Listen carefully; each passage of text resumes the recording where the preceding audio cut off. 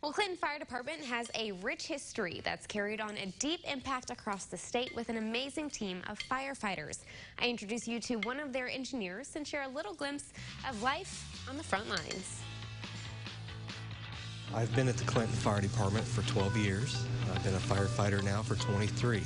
I grew up around the fire station. My grandpa was a 50-plus year veteran of the Cerro Gordo Fire Department, and then it was just kind of a family affair. My Uncle Terry was on for over 40 years, and then my dad served as fire chief and was on for over 30. So as a little boy, I grew up with my dad, and so I was always at the fire station from just a small little tyke. And I grew up with operating the radio. I was just an 8-9-year-old boy sitting in the radio room and opening and closing the doors and rolling hoses and cleaning them, and always making sure the guys' boots had powder in them. You know, I didn't want the guys to, I wanted them to be well prepared.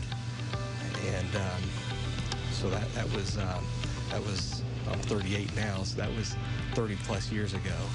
I remember before 911, there was party phones in firefighters' homes. There were 6 phones, and they would all ring at the same time, and the caller would ring in their fire to them 6 phones.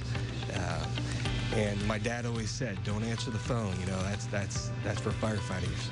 And one day it just rained and rained and rained, and I answered it, and no one else was on the line. I said, "Fire department, how can we help you?" And she says, "My house is on fire." And I said, "Okay, what's the address?" And got the address. And she says, "Wait a second, who is this?" And I said, "This is Blake." Well, happened to be my school teacher from school. She's, "What are you doing answering the phone?" I said, "We'll get the help. We'll get the help to you." I would ride my bike as fast as I could to the fire station, which is just 3-4 blocks away, and open the door and blow the whistle, get the firemen there. I think every one of us gets an ultimate high from helping someone, and that's what gets me up, you know, in the morning to come to work. You never know what you're going to run into. It might be a day with no calls. It might be a day with 10 or 12. It might be something on the water. It might be something in a house. I feel like these fire trucks are not ladder trucks, or they're not fire engines. They're big toolboxes on wheels.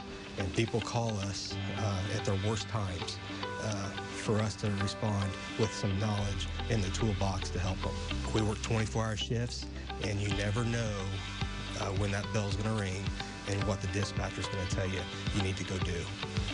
The dispatcher does a pretty good job. They always do on painting a pretty good picture for you. And so your pre-planning starts way before the page.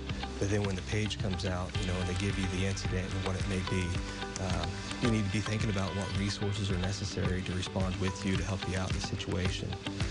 You know, we've seen some nasty stuff. We've seen some great stuff. Oftentimes, a lady or an elderly man can call and say, "I need help with my smoke detectors." Well, definitely, we're going to go put them smoke detectors in. They might say, I got a light bulb I need to change, and could you bring your ladder and do that? Yes, we're going to do that, because that might be preventing that accident. You know, if they try, they don't need to be getting up that ladder. You know, let us do it. Anyone can be a fireman. You don't have to be born into it. You have to be a caring person. That's the only quality I think that anyone needs to actually be a fireman, is you have to be a caring person. You have to care about yourself, your family, your community. Being a firefighter here has probably made me a better person, made me more knowledgeable of things that can happen in life, how precious life is, and how grateful we should all be to live in the world we live in. I wouldn't be a fireman without my dad and my grandpa and my uncle.